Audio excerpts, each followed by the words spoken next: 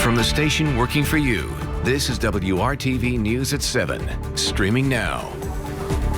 In a year with so much attention going towards the coronavirus pandemic and protests for Black Lives Matter, Indianapolis is also on pace to break its record for the most homicides in a year. Good evening, I'm Amanda Starantino. And I'm Mark Mullins. In 2018, there were 159 criminal homicides. That's the most the city has ever seen. This year, in just the first 8 months, we are already at around 130, putting the city on pace to shatter the old record and hit 195 criminal homicides in 2020.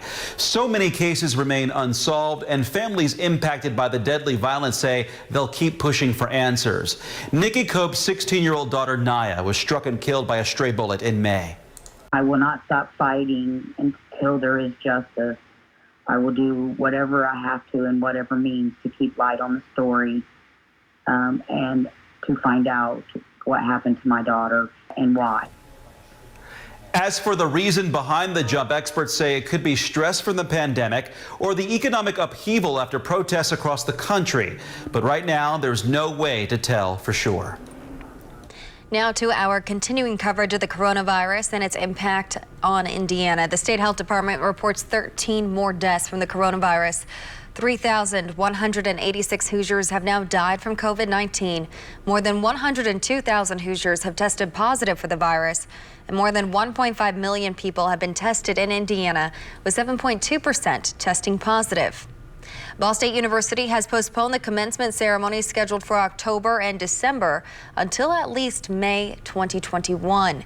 In a statement released today, the school said due to the ongoing risk of COVID-19, it's simply not feasible to hold large social gatherings. BSU President Jeffrey Mearns says all 2020 will be able to participate in the May or any future commitments. In April, the university postponed the May 2020 commencement until the summer commencement in July. It was later postponed until October 10th. Since the pandemic started, many Hoosiers are struggling financially, not only to take care of themselves, but also of their pets. WRTV's Kelsey Anderson is in Fortville with the efforts happening there to make sure pets can stay with their owners. For many families amid the pandemic, they didn't know where their next meal would come from or where their animal's next meal would come from. But thanks to a Fortville woman and the power of social media, they're keeping families together. Kelly Donnelly has a heart for animals, and during the COVID-19 crisis, she heard stories of many families struggling to feed themselves and their pets. Some even contemplating surrendering their animals to shelters or new owners. She says she wanted to do what she could to help families stay together and be there to support anyone who needs it. They don't have to tell me their story. They don't have to tell me why they're asking for food. But if they contact me and they want to talk, I'm absolutely here to talk. And it's unbelievable, some of the things these folks go through. And I feel like listening and sitting down and being there for them, that does probably and hopefully make a difference. When she put the call out on Facebook asking people if they needed help, Donnelly tells me more people reached out saying they wanted to help too.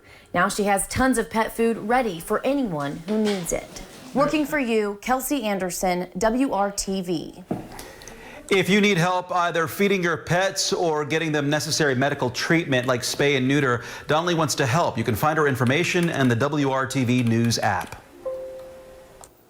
It looked like rain today, but as you know, it didn't rain. And if you just look at Indianapolis, we've only had measurable rainfall on 7 out of the last 41 days. Now, I know I say that, and some of you had 3 to 5 inches of rain earlier this week, but if you pick any random spot, more than likely it is dry in central Indiana.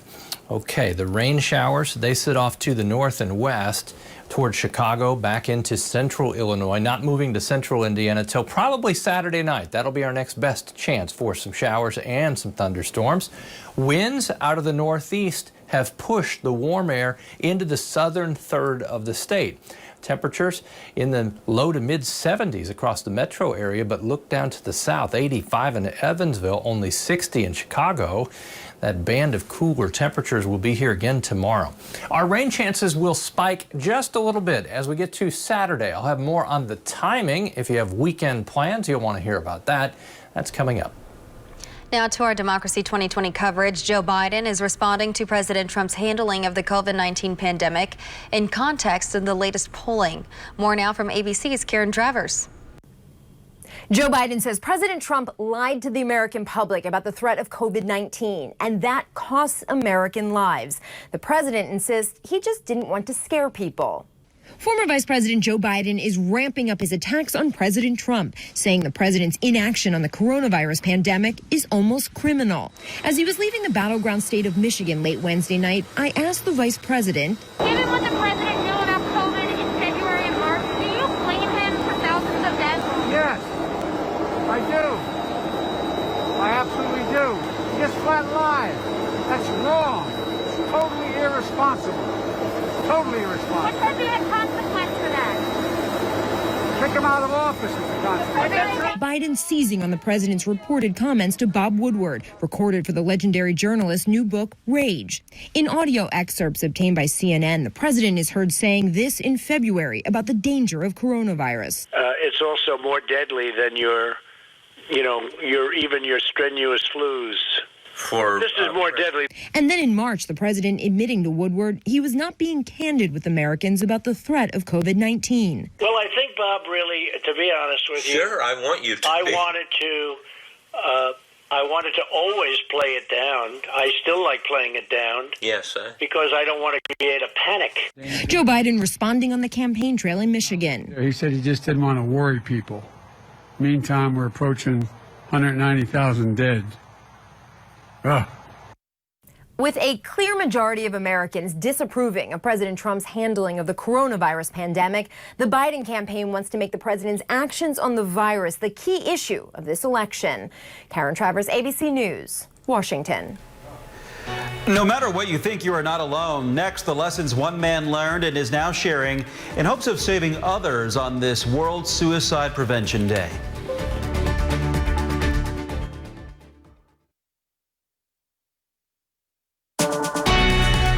From the station working for you, this is WRTV News at 7, streaming now. That feeling that I used to have of being alone, like it's all mental, but it's also a lot. Today is World Suicide Prevention Day. It's where we are encouraged to talk openly about mental health struggles, especially as more people might be dealing with anxiety and depression during this difficult year. Our Cameron Riddle introduces us to a man who's on a mission to share a lesson that took him years to learn when it comes to mental health.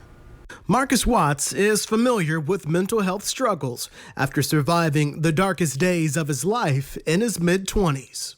When my friends passed, it was like a domino effect because I lost 5 people close to me in a matter of like 18 months, 2 years. So 3 to gun violence and then the 2 that died by suicide. So I just kind of was trying to find my way.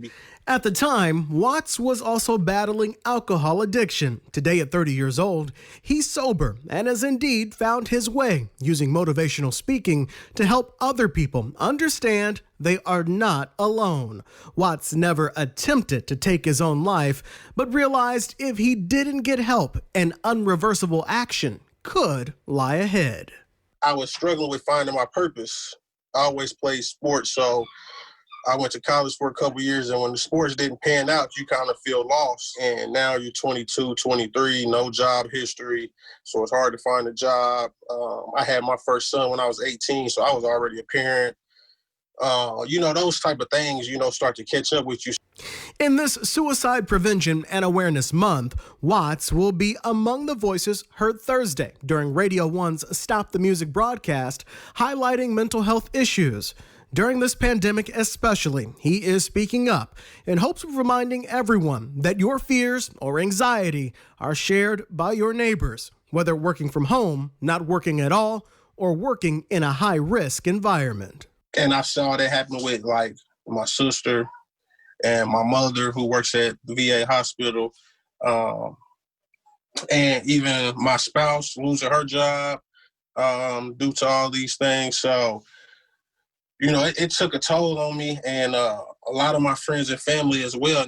The words on Watts' shirt say alone is a lie. He says that's the message anyone feeling alone should understand. If you feel like you're alone and in your mind it's just repeating that, it's telling you that, like, You don't need to reach out to anyone because they're not going to understand you. Your parents won't understand. Your friends won't understand. That feeling of being alone, it's a lie.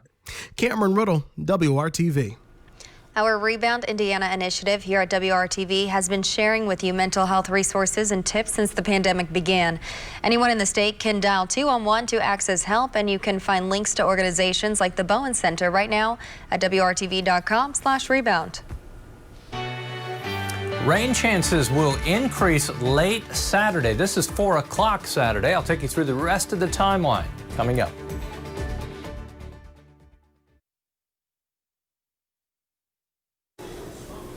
A group of pediatricians is urging that children be vaccinated for the flu sooner than you might imagine. It's an updated policy statement. The American Academy of Pediatrics recommending that children 6 months or older who are medically able should be vaccinated against the flu by the end of October. A lead author of the recommendation says flu-fighting antibodies will lessen by getting the vaccine early, but she says that you'll also be protected early and says that this will carry through the flu season, which typically peaks between December and February, but could start as early as October. She says children will play a pivotal role in spreading the flu, and early vaccination is also important because of the many COVID question marks.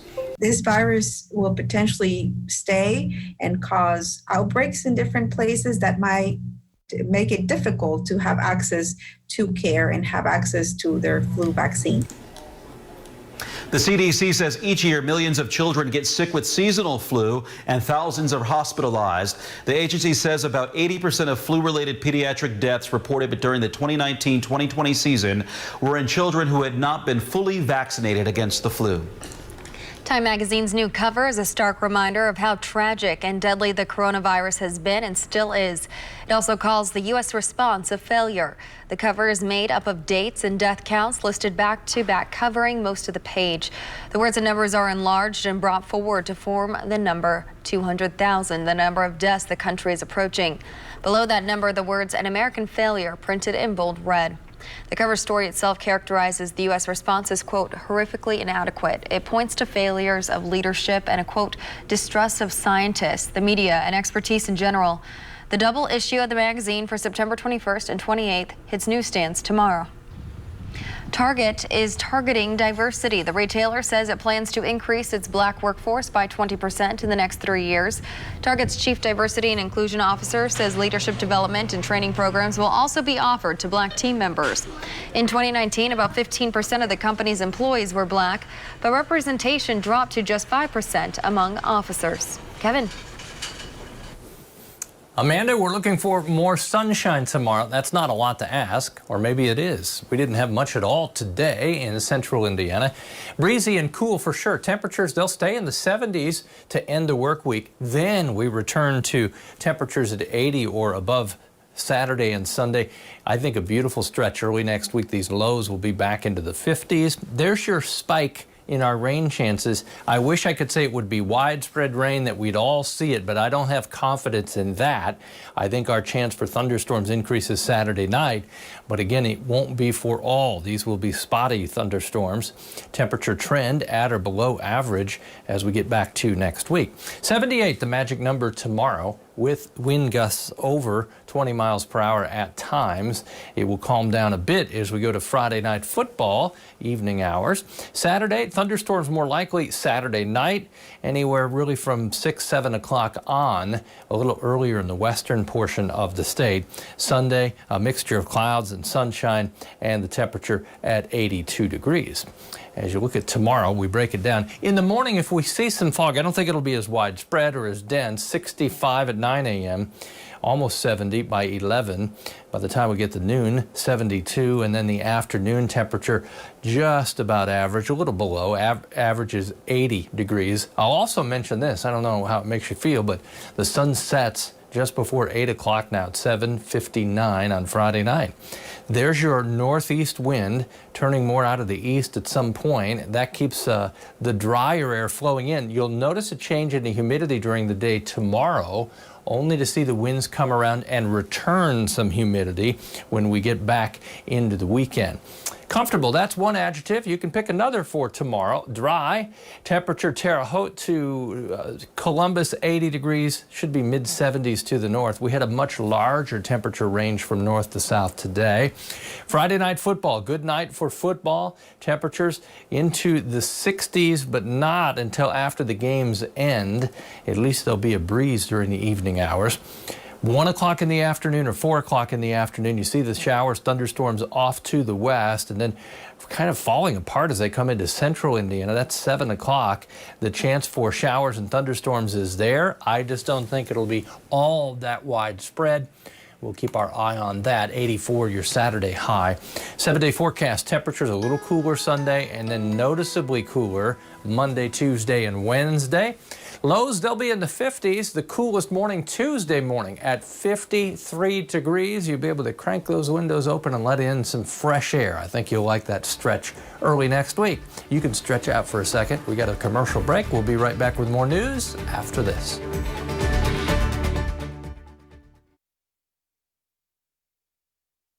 We want to remind you that WRTV is raising money to ensure kids in low-income households have books of their very own. We're asking you to donate to our If You Give a Child a Book campaign. Tomorrow is the last day you can donate. Just go to WRTV.com/giveabook for details on how to donate. Hundreds of families who may be having trouble paying for food during the pandemic received some much-needed help today. Volunteers with Gleaners Food Bank handed out fresh fruits, vegetables, meat, and dairy products today outside the headquarters of Anthem. The insurance company's foundation made a $1 million match of donations to Gleaners' No One Runs on Empty campaign. The need spiked really quick in March and April, and honestly, it has stayed. Right now, it's about as close to those highs as it ever was. Gleaner says that is because of the pandemic. 1 in 5 Hoosiers continue to face some type of food insecurity. And a lot of people may like working from home, but they're starting to feel the pain of their workspaces. A survey by the American Chiropractic Association shows 92% of chiropractors say they now see patients with more neck, back, and wrist pain. They say most of those patients work from home and sit on their couch, a stool, or a bed, as opposed to an office chair with proper posture. They say another problem is in office settings. Workers get up and walk to meetings and lunch breaks. At home, they just sit. McDonald's might make the switch to reusable coffee mugs. A pilot program launched in the UK today. Customers who dine in or order to-go items can return the mug to a McDonald's or a special drop-off point. The company then washes and reuses them. The catch is that you have to pay a small deposit, which is returned to you when return the mug. That amount has not yet been determined. Locations offering the mugs will also continue to offer disposable cups. Sotheby's Auction House is unveiling the complete content list for their inaugural hip-hop auction. The event is set for September 15th in New York. It honors the history and cultural impact of hip-hop. The auction will include Salt and Peppa's iconic Push It jackets as a pair, valued at about $12,000 to $15,000. There's also the crown of the notorious B.I.G. wore in his iconic 1997 King of New York photo shoot. It's been valued between $200,000 and $300,000. Also up for auction, love letters written by Tupac Shakur, valued at between $60,000 and $80,000. This is really cool. Apple just opened its first floating store. The dome-shaped building in Singapore was built with 114 pieces of glass. It also has a 360-degree view of the city skyline and features a boardroom with underwater views. The nearly 150 employees speak a combined 24 languages. Right now, shoppers must make an appointment, and just like all Apple stores around the world, this one also requires masks, temperature checks, and social distancing. Kevin. It'd be cool just to hang out in that store, wouldn't it? Temperatures tomorrow, after a slow start, will gain a little momentum. That's not easy to say quickly, as we get a little sunshine in the afternoon. Temperatures tomorrow stay in the 70s, 78 or 79 for the high, with a nice breeze out of the northeast. Amanda? Thanks for making WRTV your choice for news. We'll see you at 11.